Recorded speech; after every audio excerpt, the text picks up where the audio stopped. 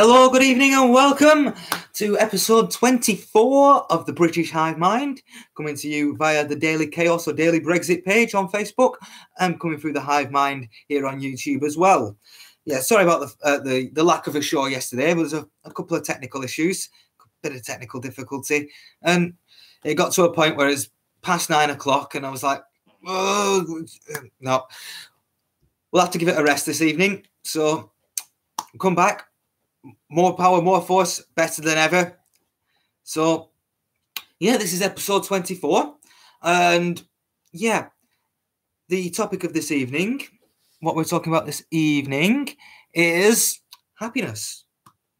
The perception of happiness, how we get more happiness, and how we combat the negativity, especially that as well. Because a lot of rabbit holers, a lot of people that have looked into things, researched things, gone down the various rabbit holes, have had. Once you take the red pill, A, it's very difficult to go back to sleep, and B, it's very difficult to not get negative, to not get that feeling of not being able to win. That feeling of not being able to do this, not being able to happiness is a bacon butty. Oh, I'd love a bacon sandwich in the morning. Yep, perfect way to start the day for some people. For some, others not so much.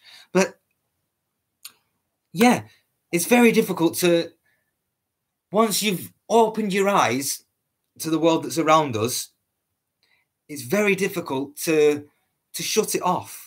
So when you're walking down the street and you're seeing litter everywhere, and normally, or the normal people, well, from what I see really, is they'll glaze over it, they'll ignore it, and they'll carry on walking.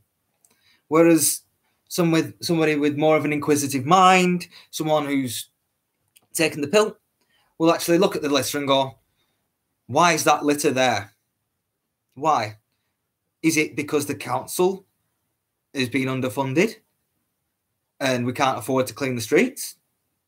Is it because some little has been throwing glitter on the floor because they don't have any respect for the country anymore? Is it because the wind has blown it in here from the landfill site that's down the road?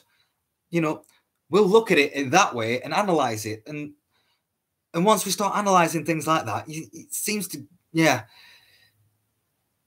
always tend to see and look for the worst and the bad. It's a tricky, difficult thing. Yeah. And it's very easy to get caught in the negative cycle, to literally walk around picking flaws in everything and say, that's crap, that's crap, that's bad, I hate that, I don't like that, I don't like that, I don't like that. And when it's pretty much everywhere you look, it's very difficult to overcome it, to remain sort of happy, motivated, and not succumb to the apathy, not succumb to the negativity and the negative emotions and the negative feelings. And at the end of the day, saying, what's the point? I can't be bothered. These sorts of negative emotions that come through the lack of ability to change things. That's what really gets me a lot as well. I'm going to be going quite a bit personal on this one as well, because we all see happiness in different ways. We all become unhappy in different ways, and it leads to a form of depression, and a lot of that is based around the sort of society we live in. Now,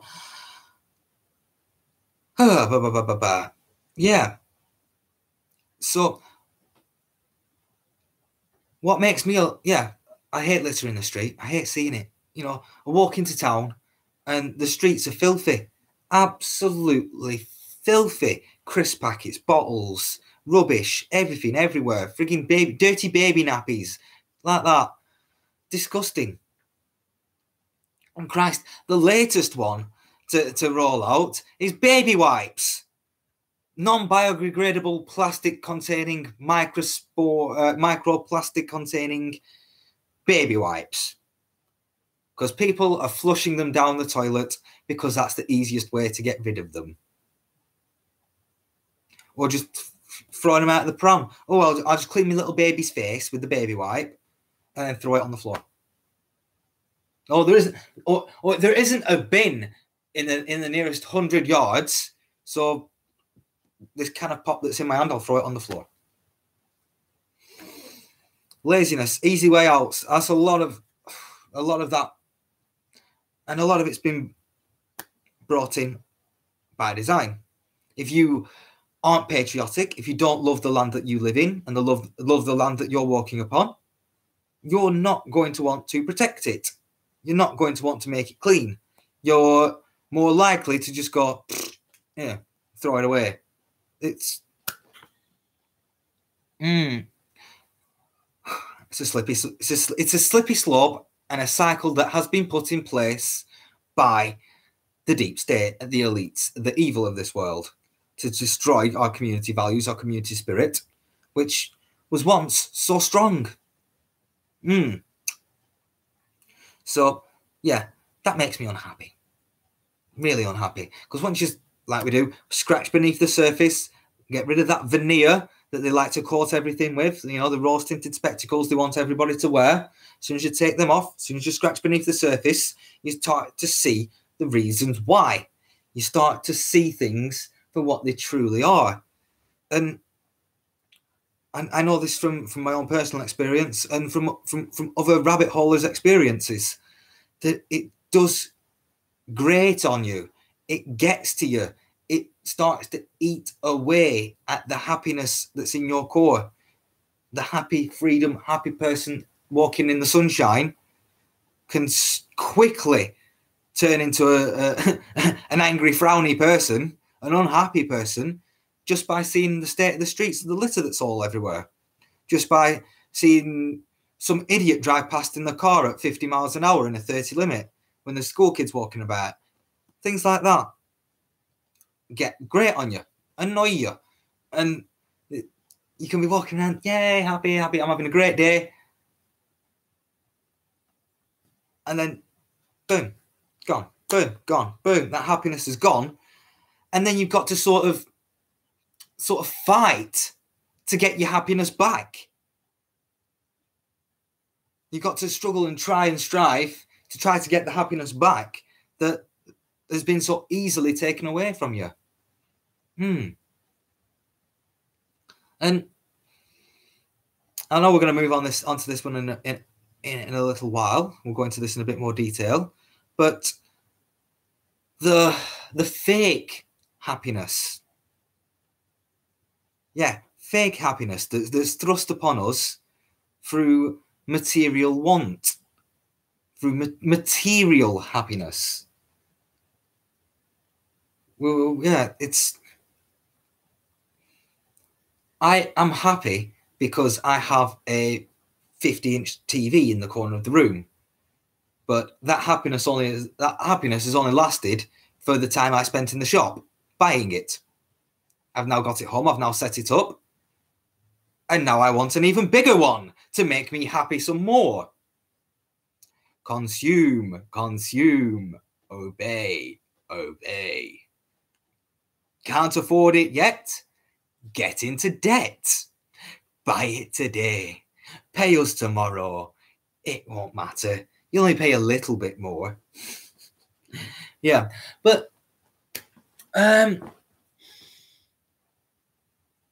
yeah, so the brief introduction into this really is we're all out here seeking the truth. And the truth is not a happy subject. So we have to prepare ourselves for it. Get ourselves a little bit of, body armor for it, brain armor for it, to prepare ourselves for the negativity, the negative emotions that we're going to feel and face because of this. Yeah.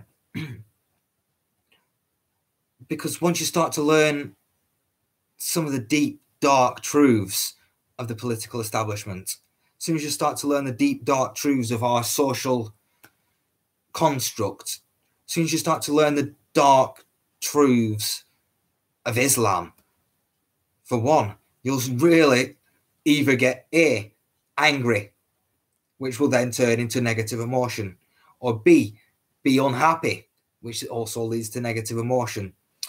And then thirdly, apathy. What? We're all screwed. There's nothing I can do. There's no point fighting. There's no point doing anything. That we might as well just give up now. The worst of all the negative emotions is the lack of motivation. Is the apathy. You know, these local elections came up. I bet more people didn't vote than voted. Apathy. With apathy, they win every time. So let's have a look at the comments here from Mr. Bashir. We're all brainwashed. Yep. Well, a lot of us are brainwashed. Not at all. Yeah. For materialism, yeah, makes internal happiness grow.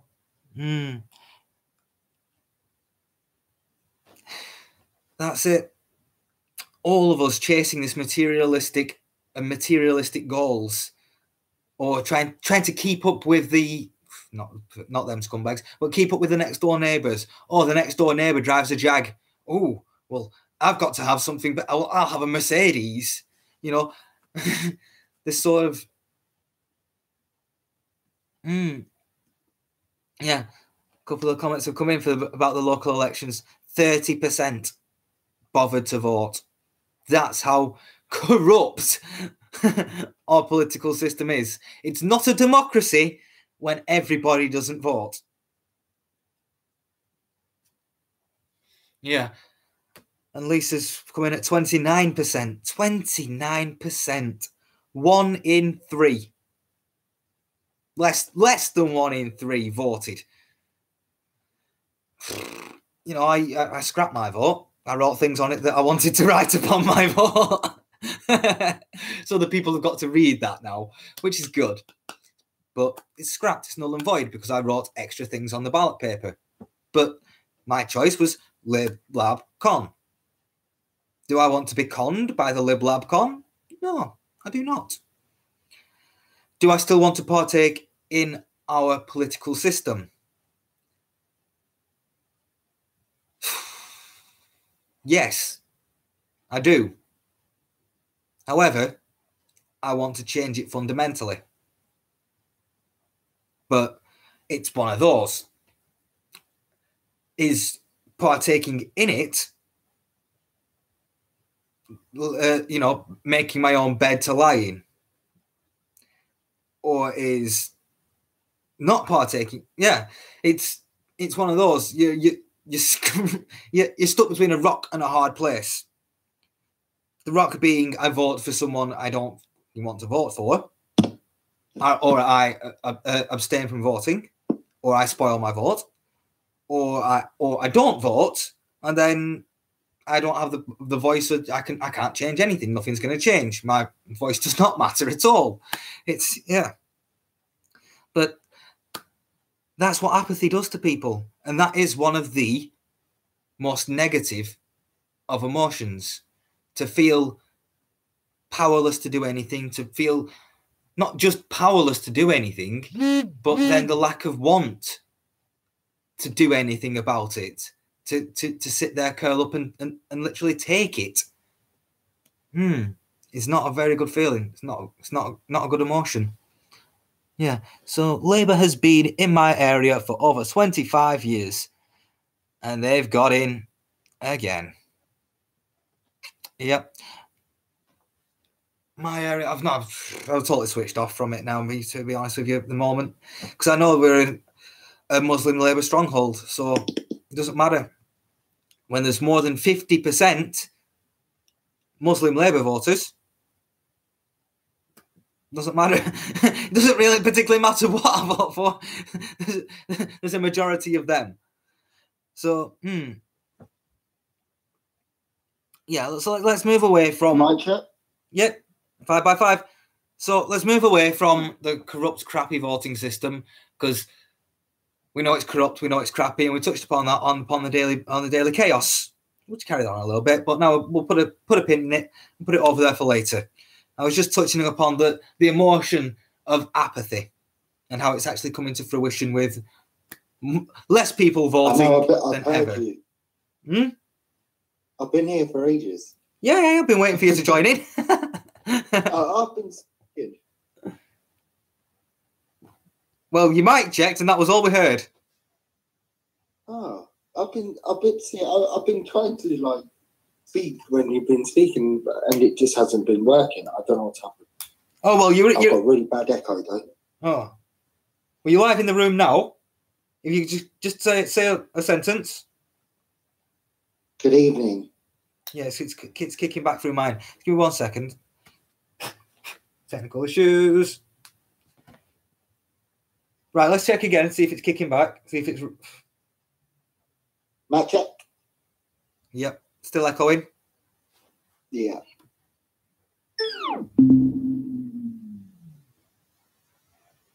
See, technical issues. Right, so let's try this again. Can we get a mic check? Mic check. Oh, still echoing. Right, let's try and leave, and let's try and come back.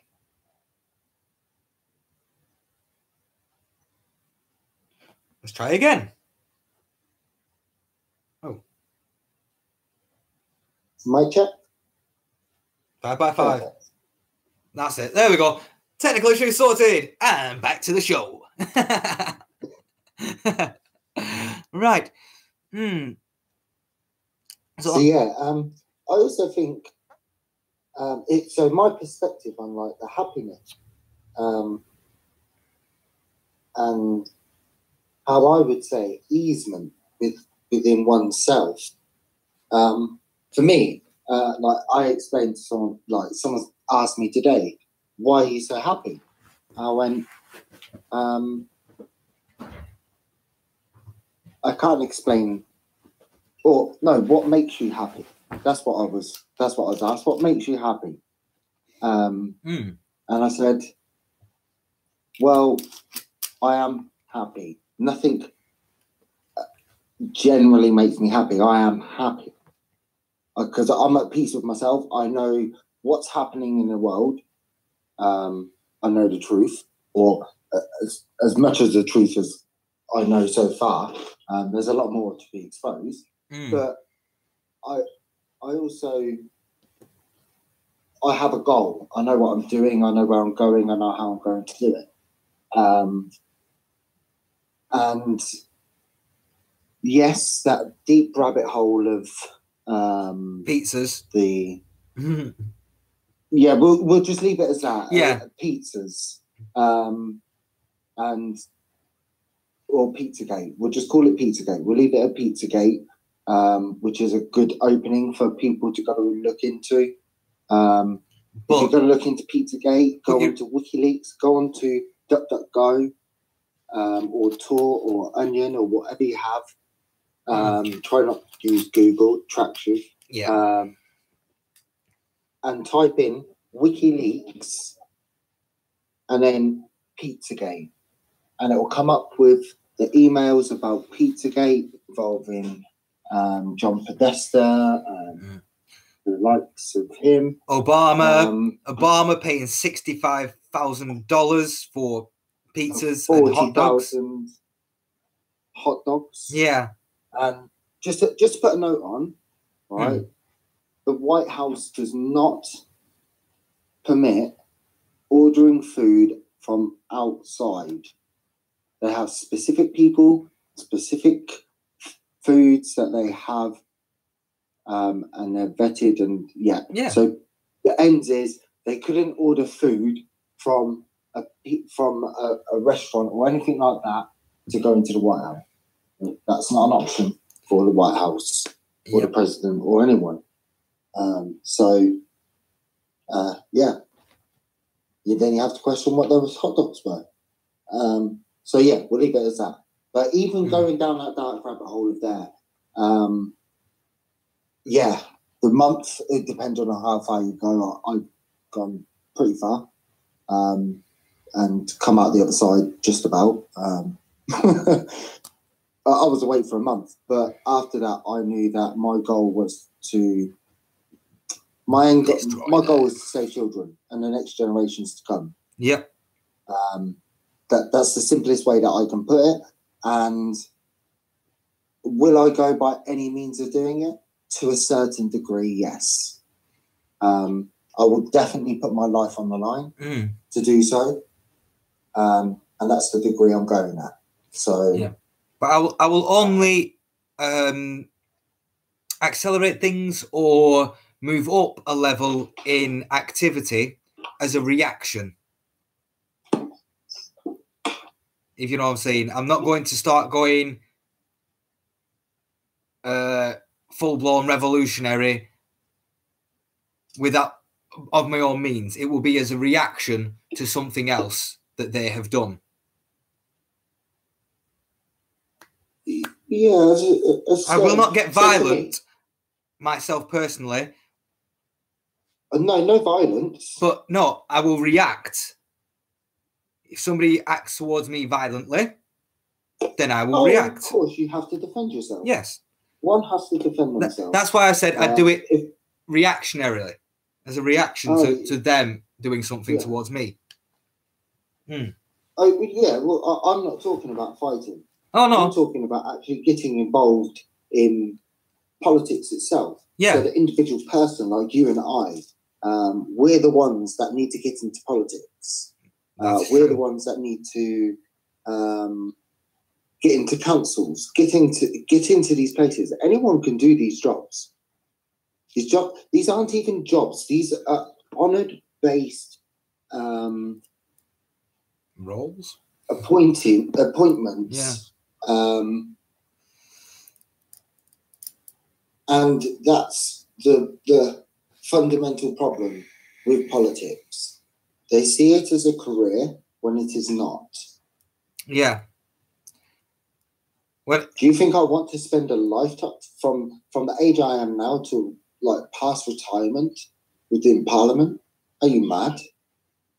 No, I'd like to do 4 or 8 years service and then leave. I'm going to be there as long as it takes to sort it out. And once it's sorted, I will help to keep it implemented, and I'll help to keep it going, and I'll help to make Britain great again.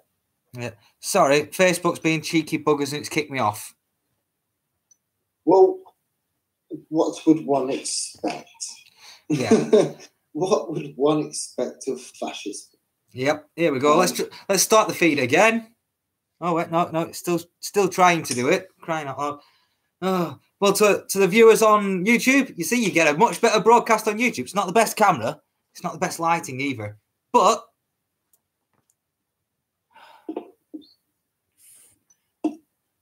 no, not record. I don't want to shove him record it. Trying to go live.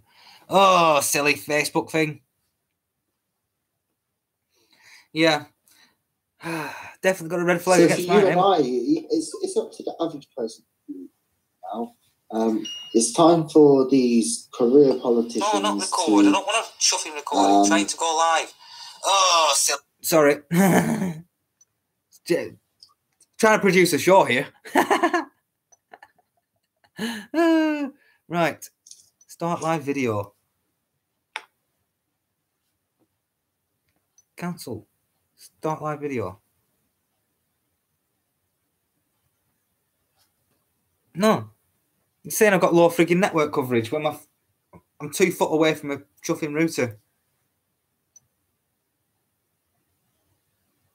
Oh, it's kicked me off the internet. Oh my. What, have you got no internet? No, it's just turned the internet off my phone. See, this is how they can actually get into the functions of your phone. Because I would not have turned my Wi-Fi off. Oh,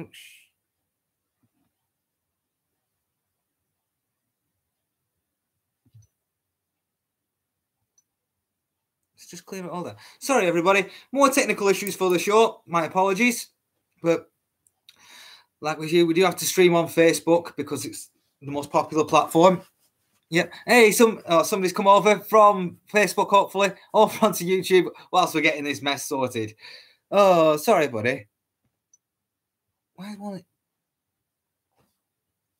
won't it find the internet?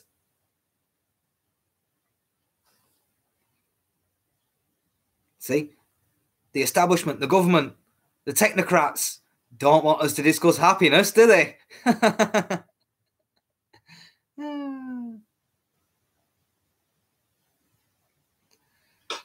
Happiness is key to, and I'll tell you a few things that I do. Are we live on Facebook? We're still on YouTube, still on the YouTube show. We're just gonna have to sit back and wait for Facebook stuff. Okay, so things for me, keeping happy. One, I eat healthy. Yep, diet diet. I train. 2 seconds. So, yep. Do you want to do this as an individual one at a time? So, because I've got a few as like a list. Yeah. Well, if we do them individually, we do them individually. Yeah, okay. Do them individually because then it gives us another topic to. A lot of them will tie in together. Yeah, great stuff. Because these are individual things. So if we discuss them, we're going to probably end up discussing all of them. So it'd probably be best if I just list them and then we could go through them. Yep. Hit the list and then we'll go through them. Yeah. Okay. So 1, your health. 2, your lifestyle, as in eating and training. Think positively.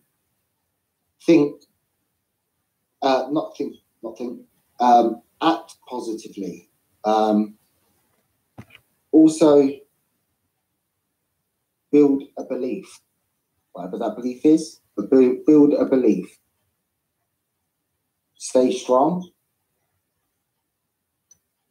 and communicate with others.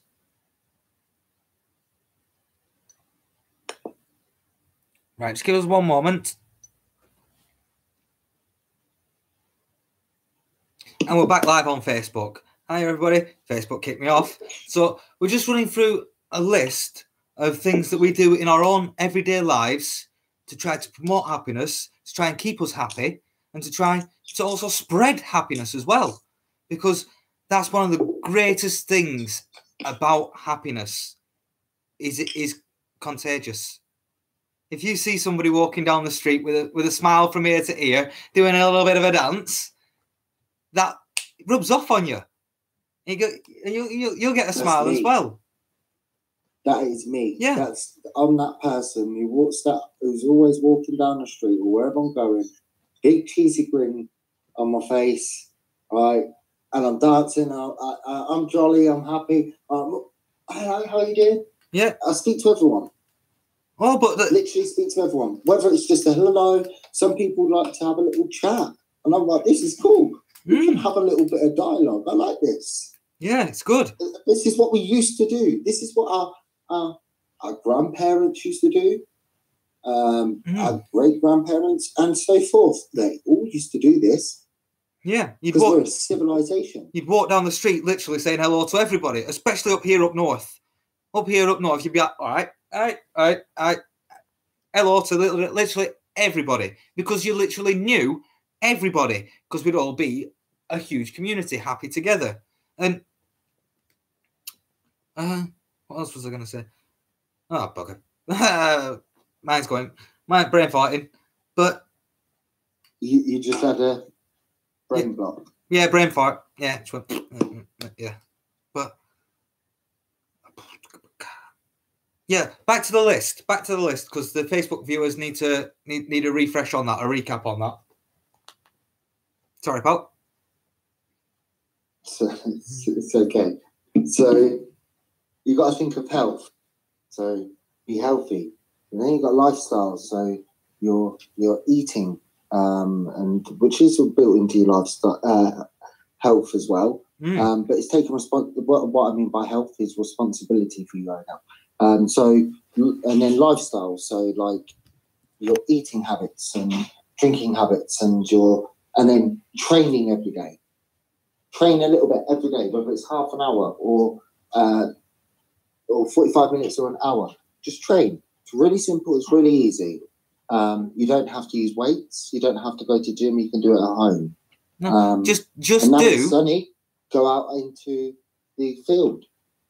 Take some music and train. Well, the doctor says all you need to do is for 30 minutes every day raise your heartbeat above normal.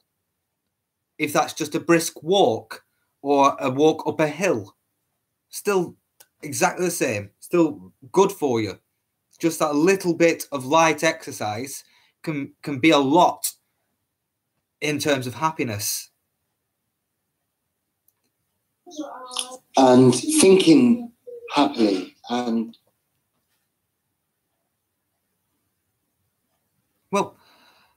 positive thoughts and putting things into a positive light, positive spinning things, is a great way to maintain happiness and keep the happiness, but don't let it delude you. You create your own happiness. You've got to find what makes you happy and do what makes you feel happy. And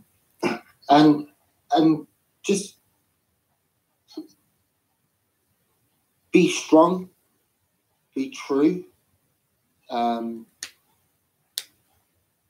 build a belief structure. Build belief.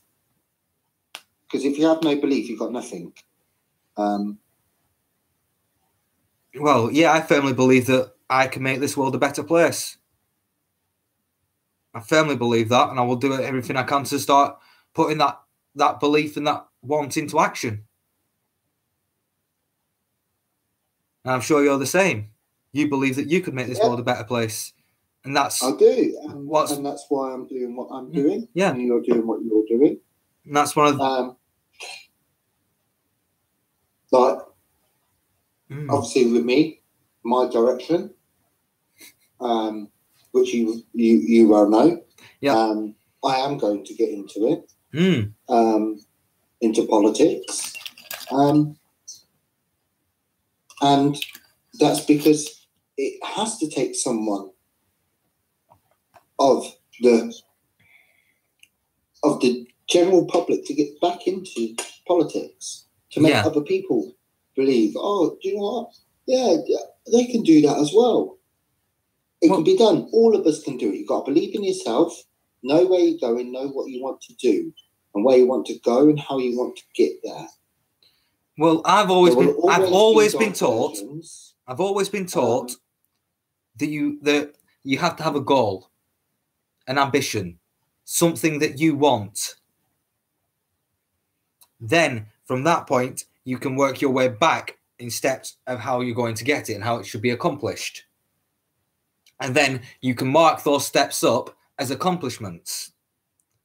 So once you get past one first step, you get rewarded. Well, you reward yourself. You say, yes, I've accomplished this step.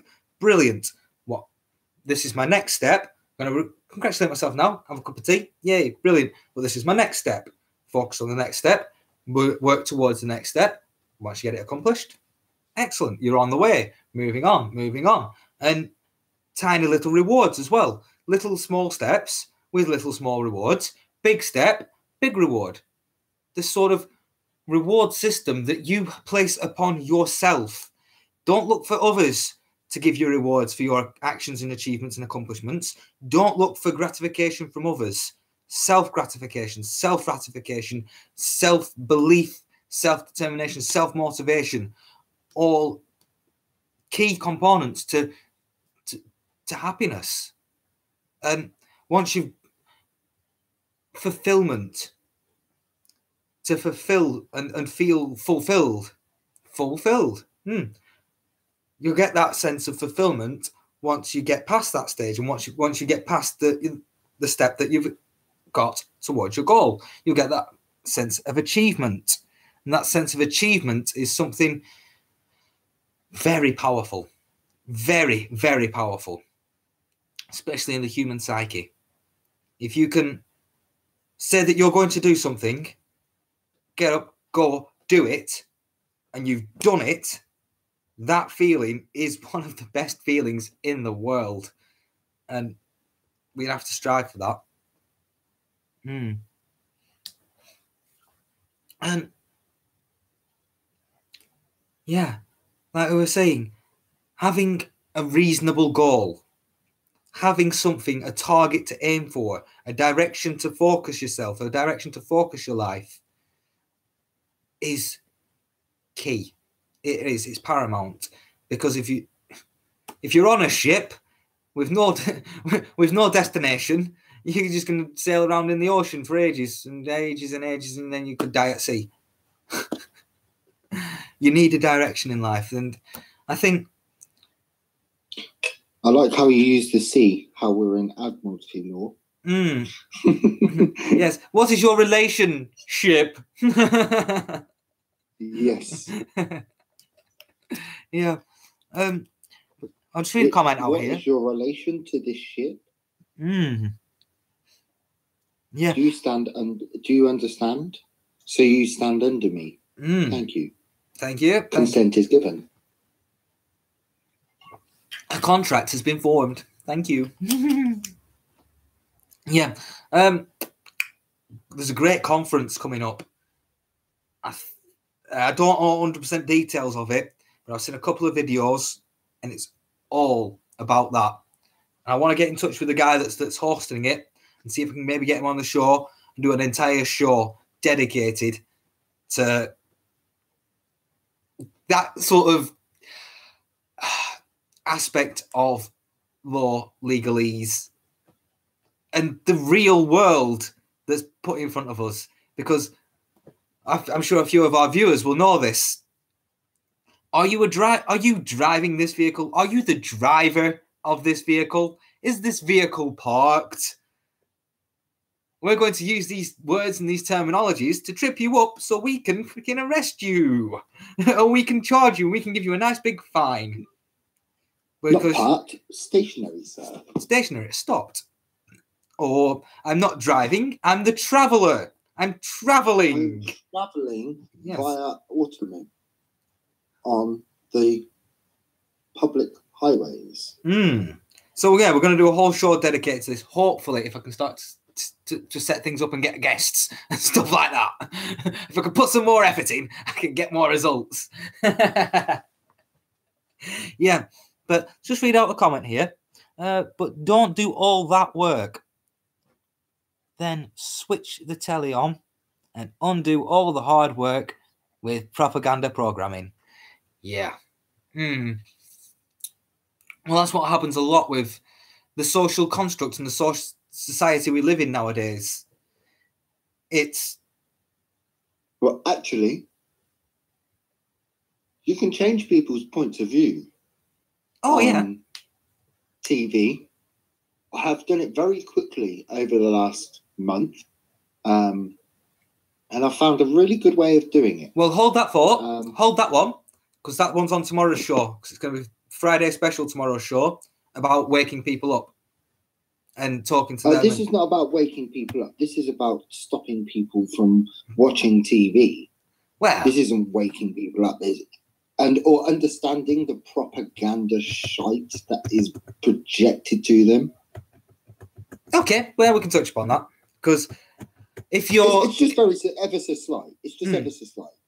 We can delve more into it tomorrow. So we was talking about the Mr. Men books and things like this gender identity and fluid and all this bollocks.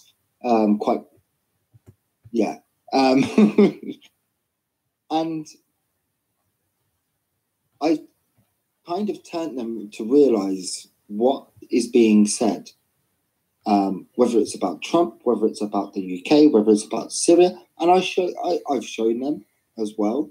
And someone made a comment today, said, so basically, we don't read their books and we don't watch TV. I was like, that is spot on. I was like, read other books. I was like, and don't watch TV. Don't read mainstream. I was like, read other books. Yeah. If it's at number 100, it's there for a reason. Read it. It'll probably be informative. Yeah. If it's a bestseller that's critically acclaimed by The Guardian, you don't really want to be reading it. Yeah. And well, just to segue into television, because a lot of our perception of happiness is force-fed to us through the television medium, isn't it? This MTV Cribs sort of narrative. You want all of this. You want this flashy car. You want this new pair of glasses. You want this. You want this.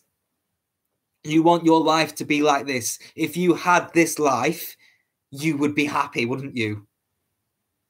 And even on the soaps. So I don't watch them. I haven't watched them for years and years. Even before I didn't watch them. No. I didn't like them. They were crap. They were boring. I have this even worse opinion of them now. But with, say, EastEnders, okay?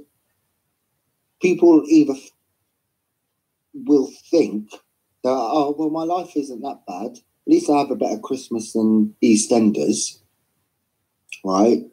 But at the same time, it subliminally puts negative thoughts into their head. They take away from that and go, oh, my life ain't as bad as EastEnders or rah, rah, rah. Or I want to be just like Joey Essex, or that's the only one that I know out of all of them programs. The only reason why I know Joey Essex is because everyone takes the piss out of him. Well, he's one of those. Because apparently he acts a dumb shit, but he's actually quite smart. Oh, it's an act? Then he's a blooming good actor. He acts like an idiot. He does a good job of it. That's why he gets paid a lot. Well, because he acts, he does good acting. I'm not saying that he's like completely dull, like he's clever. Yeah, he ain't no walking. He's done like the program portrays. Yeah, he's hamming it up. He's hamming up his stupidness. But yeah, like we were saying, especially with the TV, and the soap operas, they are influencing people in what they think real life actually is.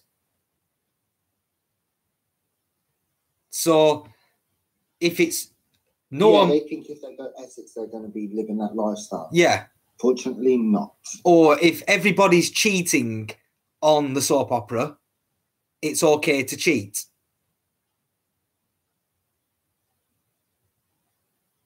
Yeah. Or because somebody in the soap opera drives a fancy car and wears a suit all the time, they're rich and intelligent.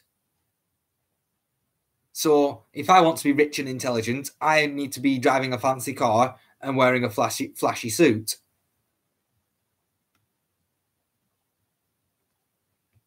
Yeah, this sort of emulation. People try to emulate what they see on TV. I wear a suit for my work, but I don't have a flashy car. I do, however, enjoy wearing the suit, but that's because I'm quite an old soul. I've always liked the smart look. So, say the 1920s, when everyone walked around in suits and they looked really smart. I love that.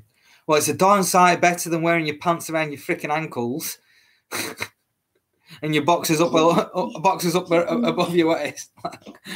Yes, I concur. Yes, yes. I really, yeah. And it's not just that. I think it also heightens society.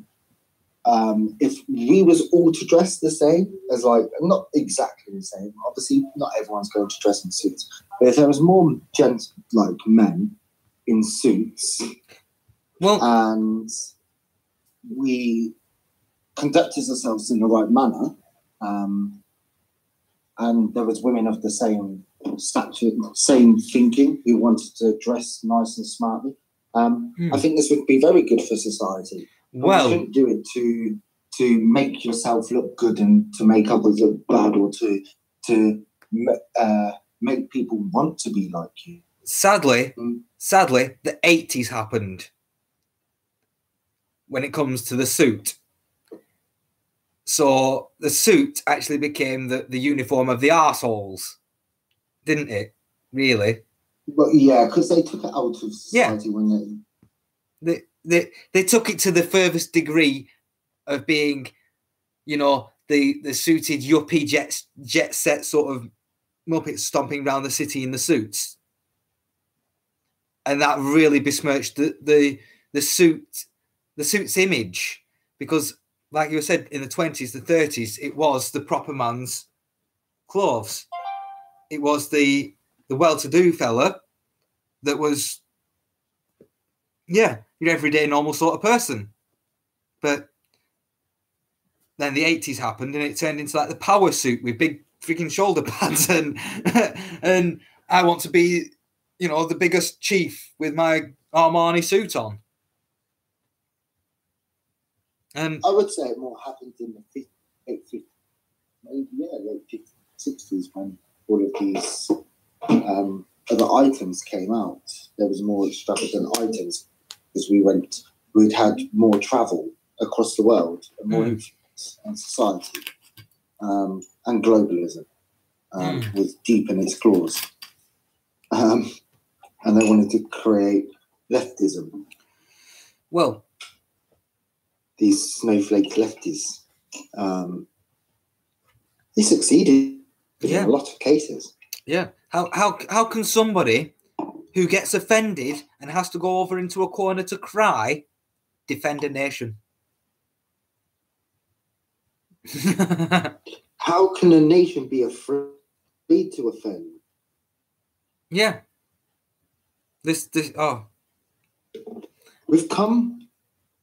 We're now in a nation who's afraid to offend. Yes. How ridiculous is that? And my grandfather fought on the bloody beach. Do you think I'm not going to offend? Are you crazy? Offend? We have the right to offend. Being offended is perspective, right? Because what you might find offensive, I really might not. No, true. It's perspective. It's perspective. You cannot take away words and label it as hate speech when there is no hate speech. We live in a free society where we can say, think as we like, as long as we are not promoting violence against others or harm upon others, or anything of that nature.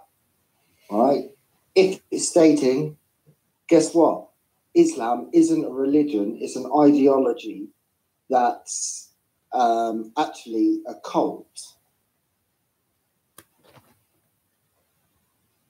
And then you have Zionism, which was created by a certain few members, a certain few people, and where do we want to go? Another cult. Moon and stars. Just look up at moon and stars. If praying to the moon, think about that. Think about that for a minute. A moon and us praying to those things. It's not the light, is it? It's the dark. Well, it's the one that comes out at night. and night is when most is. Yeah, but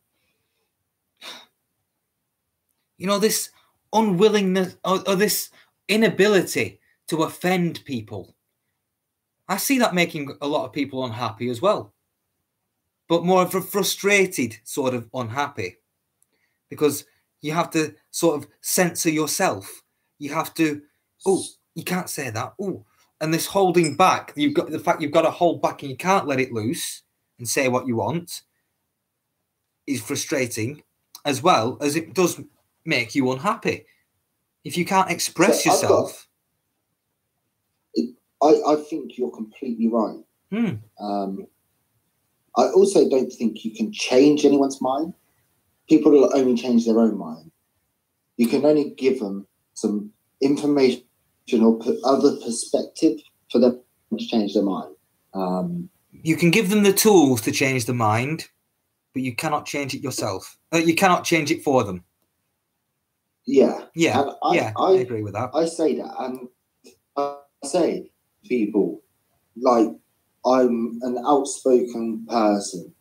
I'm not politically correct. That does not enter my brain, apart from I laugh at it.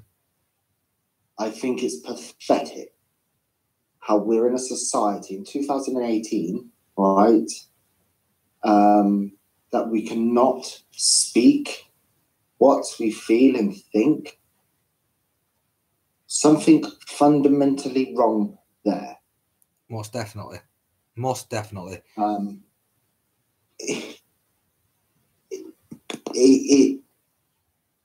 It baffles me. So I would honestly say to everyone, just say and do say what you think. You live in a free society, okay? I may not agree with your opinion. I may not agree with your belief, but guess what? It's a free society. You can say what you want. But as soon as you start inciting hatred, as in like wanting to harm others, not hate speech, as in Islam's a cult. I'm now Islamophobic. I'm now going to have the police knocking on my door to prevent. No, go and do one. Not interested. Yep. I mean, like when I say hatred, I mean like to rape people and to actively kill others, and the 100 verses in the Quran, and how many others in all the hadiths. Yep. There are. Yep. The physical life of Muhammad himself. Yes, and there's a lot of them. Now I do understand that at some point when the language changed, all of the book would have been transcribed into the new language. I do understand that, okay? So there would be probably a lot of like the earlier books that are the same, but in two different languages. One will be in Hebrew and one will be in Arabic. But I do not know when that would have stopped. Probably quite well. It started in 600, so I'm only going to guess it would have only stopped very shortly after.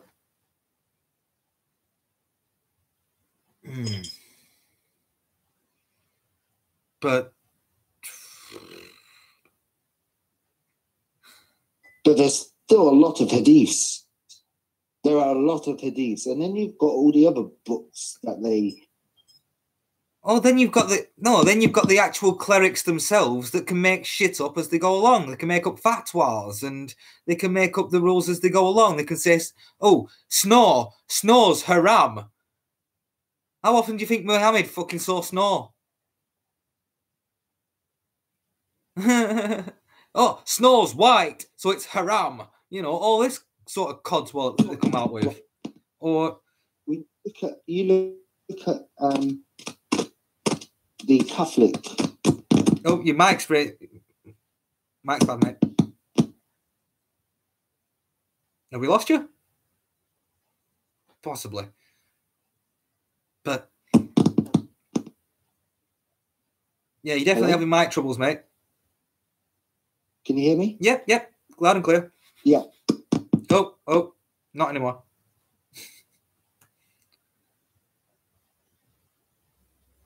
Nah, it's gone down, mate.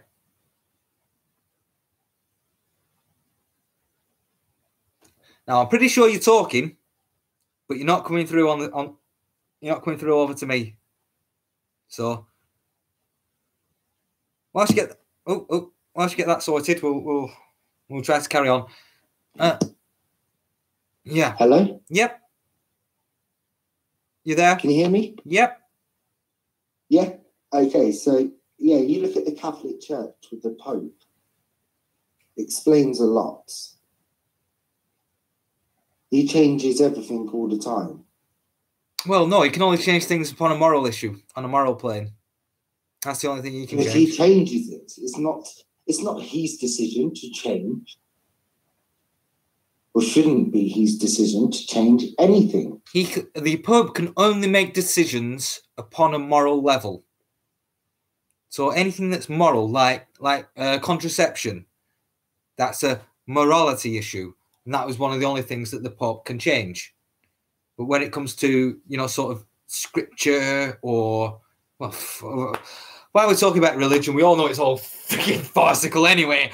Well, this is the point I was getting at. Right, let's get to the crux. That point I was making. That it is just made up by man over millennia. Okay? These scriptures have been around for millennia. Okay? And they've just been used against us as society. It's very simple to see. And that's exactly what I was getting at. And I'm glad you just came out and said it. Yeah. Do I believe in God or in a higher? There is a higher power. Most definitely. Consciousness is infinite. I don't doubt that we could be connected to. Whatever it is, I don't know. All I know is that I've opened my mind and I've opened my heart, and I continue to do so. But I follow many different ways. Like I love Buddhism. Like it's a way of life. It's not even a religion. And I hate that people class it as a religion. I'm like, it's not. So don't have some idol that they pray to.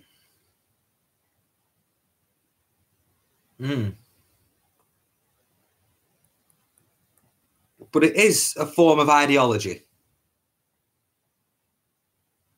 It's a philosophy, yeah, which you could possibly say is an ideology as such, but it's not. It doesn't impose taxes or anything like that. No, it teaches you to be open-minded, to look at all paths in life, to accept things, to be forgiving, for being to be righteous, and to help and want to help others, and to do things for the right ways. But and like, say if you're going into a house and you're not sure which door to go in, think of all the options, think of all the doors, what's behind every door. Because you may go into an interview in a job. Like for me, I've been into an interview of a job where they've gone and said, do you know what, we think you'd be better for this role, would you be okay to do another part to the interview upon this role? I didn't even know about this role. Was even open, but I went in an open mind to be broad. I'd already looked at their business and kind of their structure before I went in, so I kind of understood it. But yeah, I just explained a little bit, and they was like, right, okay, rah. So yeah, Buddhism teaches a great way of life. It doesn't tell you how to live your life. It just makes suggestions. Make suggestions for the broadening of life, and to be at peace and to be at ease as well. Well, a lot of that was developed with Zen, with the look for spiritual oneness and the look for the connections between man and nature. Zen and meditation. Yeah, the look for connections between man and nature, and the fact that all life is sacred. That's a key crucial part to Buddhism. You know, to respect the land around you, to become a part of it, to become one with it. You will feel a darn sight happier and a darn sight better being one with nature and being one with your surrounding and your environment than trying to work against it. That's why with our movement and what we do, going up against the establishment, going up against the norm, going up against the social construct around us, because we see it as being, well, quite wrong. But that's why it's quite taxing for us, and it does make us quite unhappy, because we're going up against the system that's being put around us. So we are,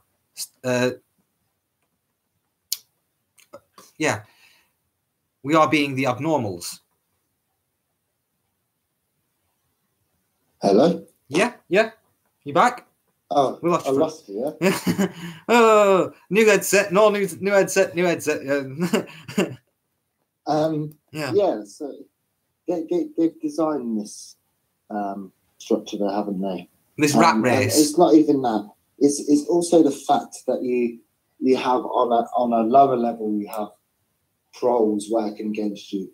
You also have police and the establishment working against you. Yeah. Luckily, not quite the establishment for me yet. I'm waiting for them after my outings of the secret services. I'm waiting. But you know, who knows? I'm one small fish in a very large ocean. Yep, we all are. And the deep state have their hands full at the minute. I'm not going to lie. The best troll, right, the master troll of this world, right, is President Dr. Donald J. Trump. He's a doctor? He's got a doctorate? Yeah, honorary. Yeah. Oh, honorary, yeah. But, you know, he has the right to be called it. It sounds good, though, doesn't it? President Doctor. President Doctor. Yeah. Brilliant. So, yeah, anyway. Where was it going? Yeah, we're fighting against the system, and and to go against the system does... Oh, so POTUS being the ultimate troll. If people have read his tweets and actually listen to all of his speeches and understand, not know how to, these are two fundamental differences: knowing how to and comprehending 5D chess, because that's what POTUS does. He plays 5D chess. I understand what he does because I understand his speeches and his tweets and stuff like that. On his tweets, he outs people. He's the ultimate troll. He's outing CIA or ex-CIA, ex-FBI, current FBI, all of these. He's trolling them all because he knows they're going down. There's going to be none of them left. I think at some point, and this is my belief, what I think we should do over here. So I think that the FBI and that will fall. But over here, I also firmly believe that we should have an MI5, MI6 separate GCHQ. GCHQ should be military. Also, MI5 and MI6 should be military. Yeah, that's what I think. We need to get them away from being a separate entity because they've done far too much for far too long without no checks and balances. Yeah, no checks and balances. Anything, no accountability at all on any level, and that needs to stop. And that was one thing that I will strong hold on that. And let's also build our army. Let's be honest.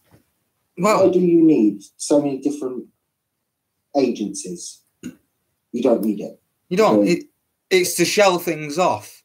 It's to have pockets of blame. To have a pocket of blame. Oh, something bad's gone wrong. Something bad has happened. We can blame that little section of them, and they're the only ones that will get the blame. When it's the entire system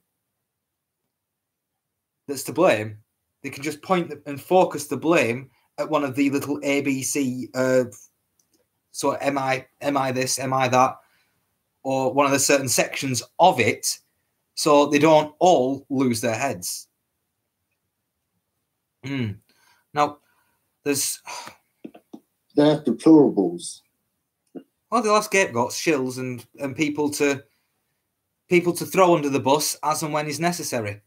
I think they've got a lot of people waiting at the bus stop, not knowing What's the chances of getting into Parliament and passing a bill to having George Soros fucking banned in any manner, whether that's business or political, within this realm? Hung for treason. How does that sound? Hung for treason. Hung for treason. He has conspired against the people of this nation, has he not? He has, but if he's in a different nation, we cannot get hold of him. Well, let him come here. Let him come here. Let him have a nice little vacation here.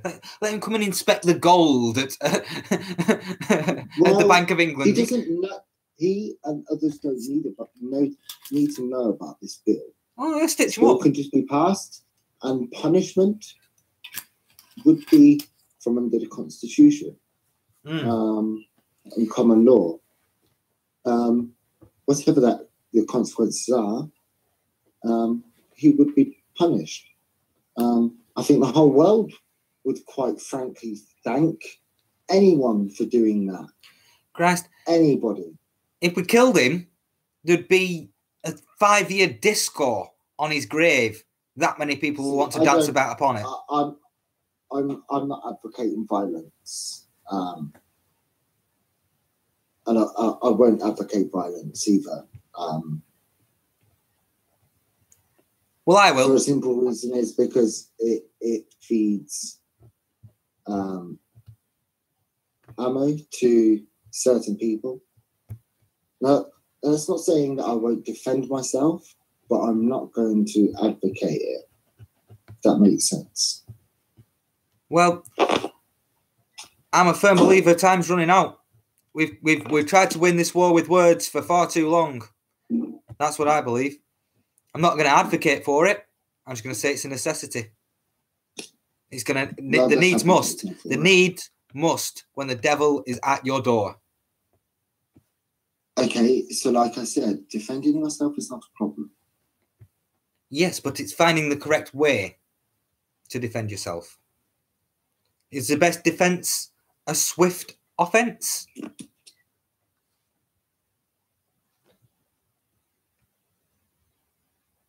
But it all depends on the situation. There is never a situation that's ever the same. So you can never say anything really about that. So apart from the likes of Antifa, so like saying, for me anyway, saying about killing people and stuff like that is kind of exactly the same as what Antifa do and the left do.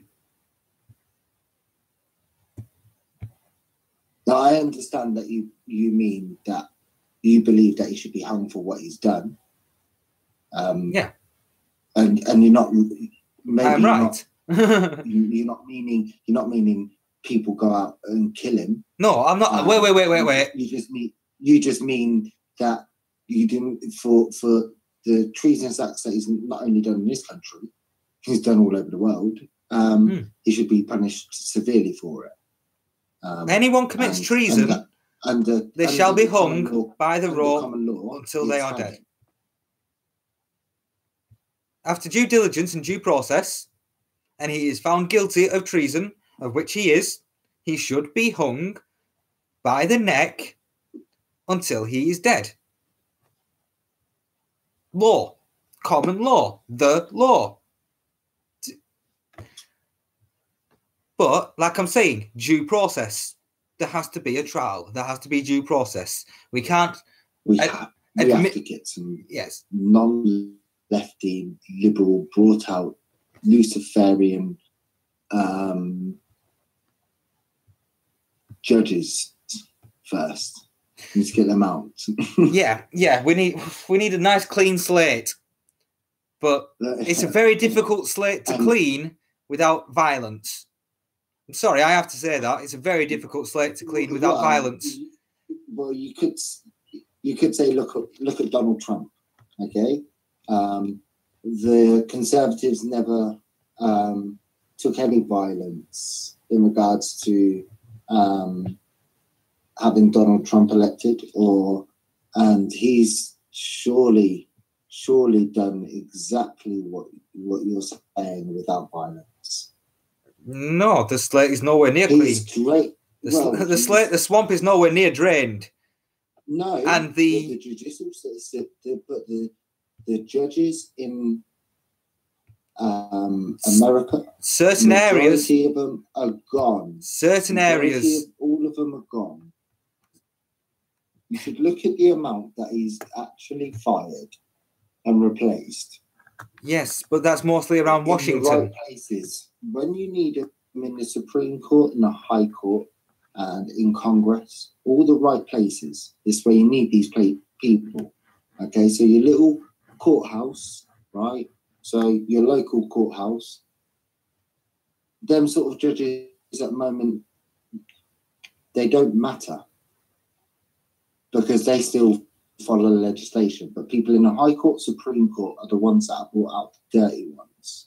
So they are the lawmakers in the right places. They are the lawmakers, and still there are vipers in that nest. He has not cleared them all out yet. He's done a good job of clearing a lot of them out, but there are still ones there. He's wiping it clean. They're nearly all gone. All the ones that need to be gone, nearly all of them are gone. But in my view and in my way, if violence was used, it would all be done by now. But you'd also have open civil war, and that isn't good. Okay? There are thousands upon thousands upon thousands of children that do not need to be harmed. It would open civil war. And we don't need that, and that really doesn't have to happen. I like your optimism, but I don't see it happening. Could you imagine? Could you so if you thought, right, in the process of being able to actually do a change in the job roles that you think these people should be out of, so putting yourself there, right, and others doing the exact same thing, right, I think that would be better. How do you mean? Because we can replace them. We can replace them whenever we like. Who? Councillors. Who? The politicians. The police officer. The police officers. Anyone. It doesn't matter who it is. We can all get in there and we can all make a change. It just needs all of us to do that. And what was changed? No, sorry, mate. No. This, but the happiness. Yeah. So violence isn't happiness, and it feeds a depopulation goal. What I'm saying is, I don't see a future without violence. I don't see a future change without violence. I don't see it. Sadly, I don't.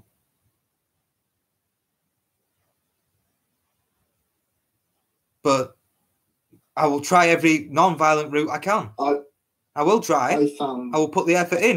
But what I see is what I see. What I predict is what I predict.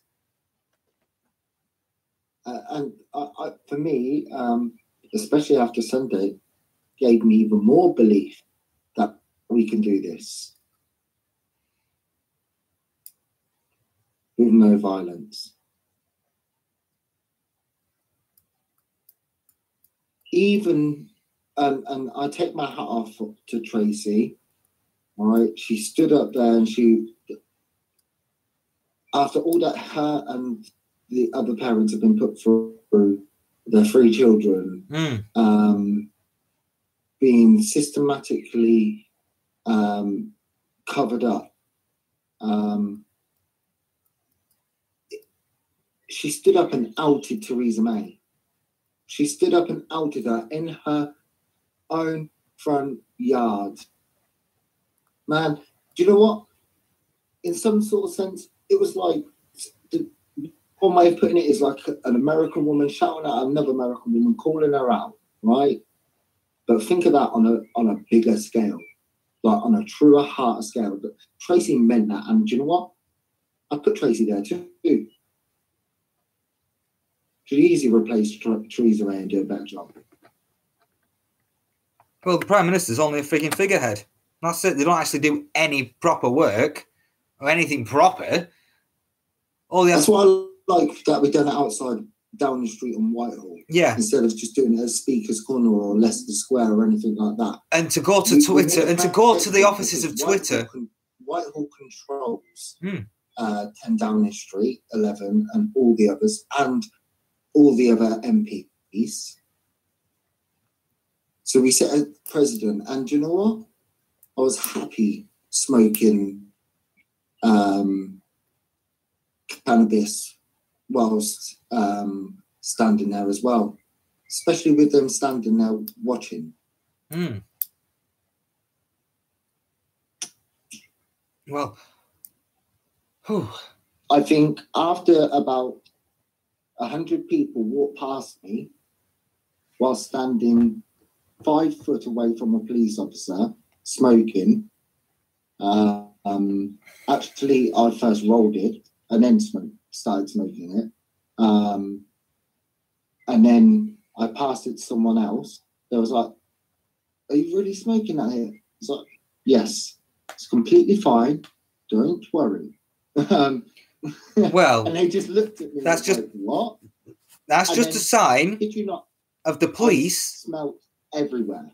That's a sad sign of the police not upholding the law. That's not law. It's legalese. It's not the law. Well,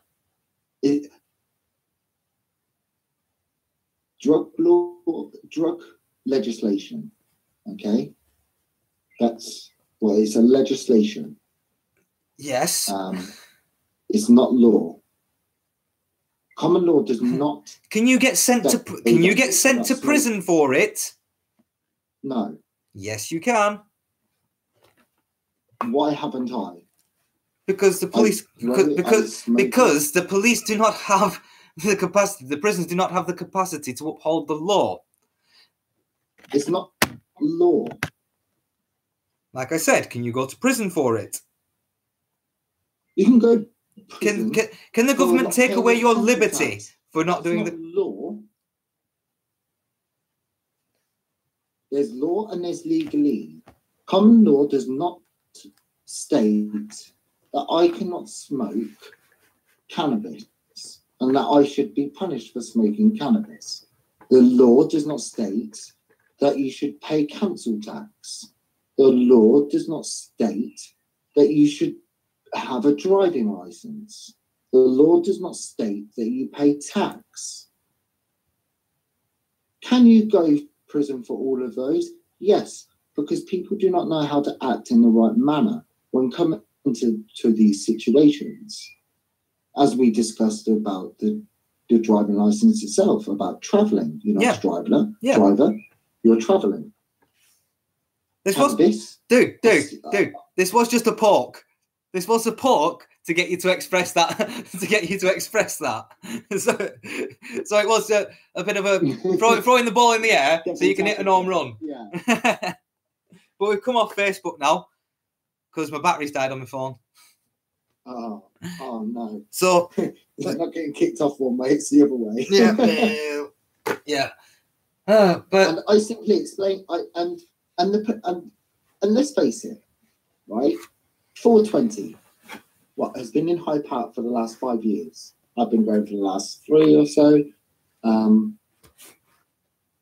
And there are 16-year-olds smoking it, and the police do nothing. There were thousands of people smoking cannabis at Hyde Park on April the 20th. Okay? So they cannot allow everyone to smoke it for one day and one person not to smoke it for another day. That's hypocritical. Oh, yeah. Right? It's one law for all in this land. I make a point. Even on the march, I was smoking. Do you know what? No one looked at me as if I was a horrible person or a bad person. Because, in fact, I was protecting them or helping to protect them. Well, in whatever capacity that would have been. Okay? Whether that would have been a bottle being thrown from an opposition, because I was standing on the outside of the march, helping to keep it all nice and happy in the right direction. Nice and happy. Yeah. Back to the thing. And I was singing, and I was speaking to people on the way, getting to understand what they were here for and where they came from and stuff like that. There were thousands of people there. I only spoke to probably 0.1% of them. Actually, I don't know. Probably about that many. There was lots of people there. And I can only imagine the 23rd of June is going to be a lot bigger. I'd say the 23rd of June is going to be bigger than the 19th of May in London. The royal wedding. May? Yeah, the royal wedding. See? Them sorts of events don't even enter my head. I know. I'm thinking of... This is how you live happy, people. You forget about these people. Yeah, forget about all this fairy and scum. Follow your own path and work against. Just forget about it. Yeah. Don't worry oneself over things like that. Worry as well. People need to stop worrying. Well, as soon as you stop worrying, guess what?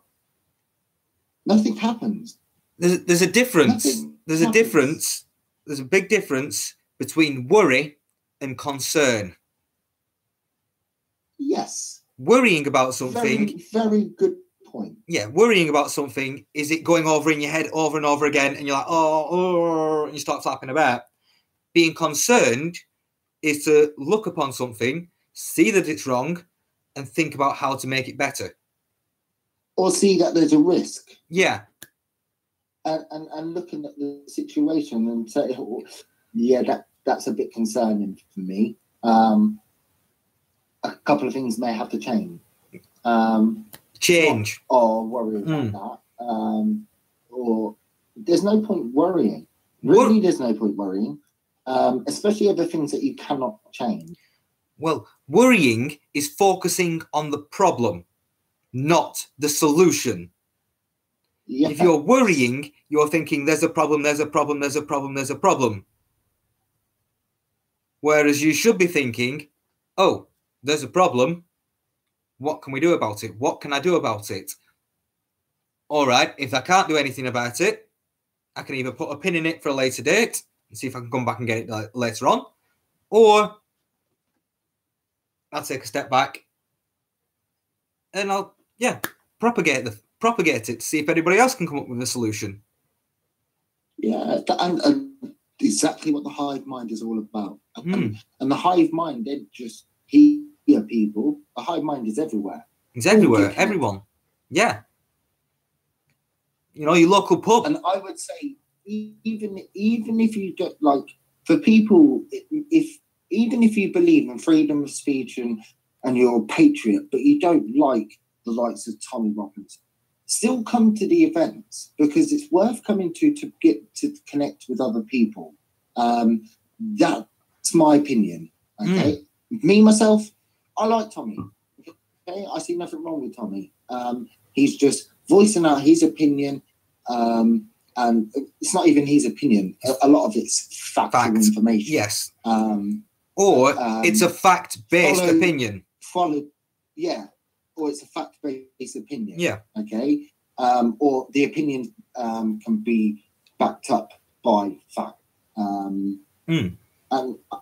I haven't heard anything racist or bigotry or anything like that. Quite frankly, he defends Muslim women, and he says anyone who attacks a mosque or a Muslim woman is an ultimate moron and wrong. And that's what I like, because there is no point attacking people, because that makes you as bad as the extremists, because you come an extreme person.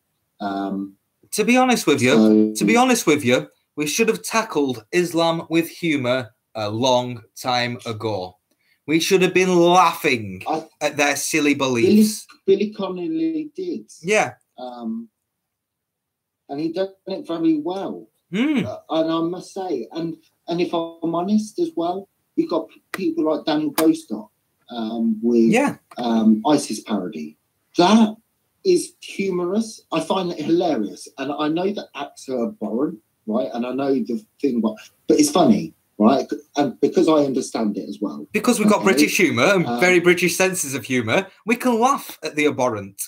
Yeah. And I sing it at work, the ISIS parody. I'm not going to lie. I don't hear it out so everyone can hear.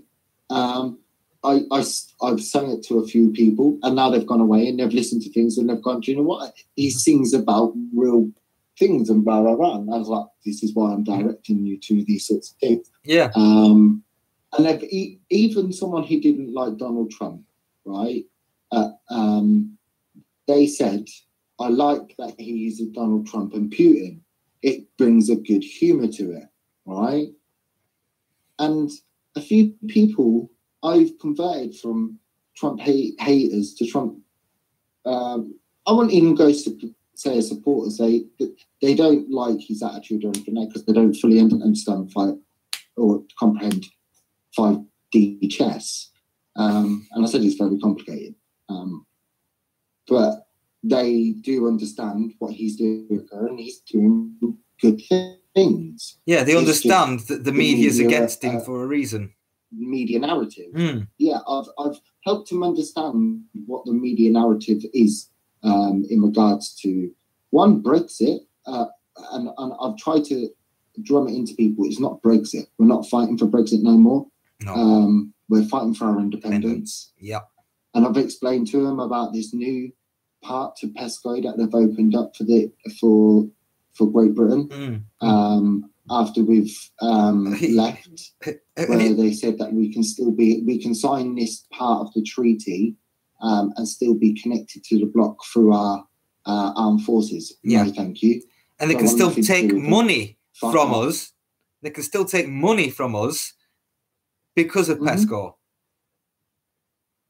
It's just another tentacle they're trying to keep hold of us. And I've said it's independence now. It's not Brexit.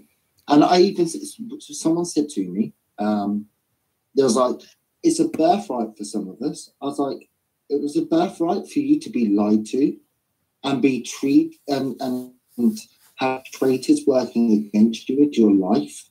And there was like, what? Huh? I was like, we was taken into the EU illegally. Unlawfully. And then unlawfully. I did point that out as well. I'm glad you said that. I did point that out. I said, there's a document called the SCO 301048, which explains it all. Take a good read and go look up what happened. Ted Heath sold us down the river. Yep. He threw us under the bus as a nation. And he knew exactly. Threw the nation under the bus. I said, Queen Elizabeth, I don't even call her Queen Elizabeth, I call her Lizzie. He, Lizzie, the Lords, other MPs, special branch, all of these people knew about this. They knew exactly what was going to happen. Yep. Even members of our military knew what was exactly going to happen. Yep. And I said, we got sold out. We should never have been taken in. I was like, how happy are you as a taxpayer that for every pound that you pay, 57p of that goes to the EU and in their bank, literally in the EU bank, and to fund it. And guess what? The EU and fund other things. The EU. 2 seconds, and they looked at me and I was like, "What?" I was like, "Yes, they keep 57p of their money to sustain the euro and amongst other things." I was like, "So it was taken in unlawfully, illegally." I was like, we're also being raped of our taxpayers' money. And I said, and you wonder why the NHS is suffering, you wonder why the police is suffering, the armed forces, and all of these services are suffering. Well, we haven't got any more nurses in our schools. Why have we got no nurses in our schools? This is fundamental for our society, okay?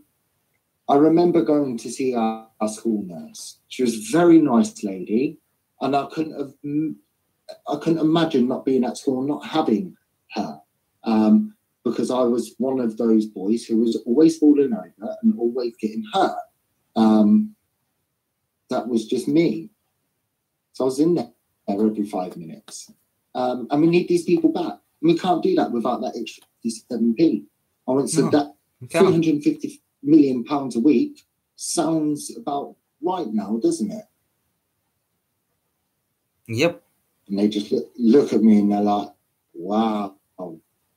I was like, so are you happy it's a birthright that you've been lied to and all of that? And they're like, no, but what about travelling? Well, guess what? If we get rid of the EU, so no more EU, we can just go back to free travel, how it used to be. There was none of this paying a certain entity to go and stay in a certain country. There was none of this. No. And if you wanted to go on holiday to Spain and you had to fill out an online form whilst booking your holiday. Yeah, before you press confirm, you have to fill out this form. This little which form. Is part of your visa. Yep. That's it. That's all you need to do. Is that it? That's simple. Done. That's such a big problem. Yeah. You have to sign another piece of paper and you have to click another button. Oh dear. Another button. Yep. Oh. And you know what? With computer, it doesn't have to be another page. It just has to simply be another button. Yeah. Visa request. Press. Okay. Well done. Yep. There you go. Right. It's automatically there with your ticket. Yep. So everybody can go and enjoy a happy holiday in the sunshine wherever they want in Europe or wherever they want in the world, really. Because guess what? You still have to fill out visa forms for everywhere. Just because we majoritively holiday in Europe because it's cheaper. And it's, the cheap flights. Don't get me started on cheap flights. But okay, so a holiday. So I've been on a lad's holiday, both to Thailand and to Spain and to Amsterdam. I'll say Spain because it costs more, right? And it was a shorter period. Amsterdam was only like 4 days, so it wasn't really a holiday. It was more of a long weekend. So actual holiday in Spain ended up costing me around about £1,200, if not a little bit more. Okay, and that was just for 7 nights. Thailand, I went there for 3 weeks, and I spent about £800. Now it's including my flight and my accommodation. Because they don't have stupid tax rates. Thailand does not have this. They do not pay tax. Tax is theft. Yeah. So they've only in the last 5 years caught on to the fact that they're becoming a more holiday destination. So they put it in the price of their all of their goods up, but not for the natives, locals. Just for tourists. Yeah. Natives get the normal price, even if it says 400 baht. They would still only get it for 100 baht. They wouldn't have to pay any more. Yeah. Sometimes they don't have to pay. I've seen Thai people just give away food, and this is the culture. This is beautiful. Well, on that note, I think we're going to have to wrap up. Clean or civilized. We're going to have to wrap up the show. It's an hour and a half now. Well, hour 36. Oh, yeah. So, yeah. Final thoughts. Thank you, everybody, for watching. And, well, everybody's on YouTube. Yay! Thank you all for watching. Final thoughts. Happiness. Thank you. Happiness is a state of mind. Like, subscribe, and all that stuff. Farewell. Right, finished.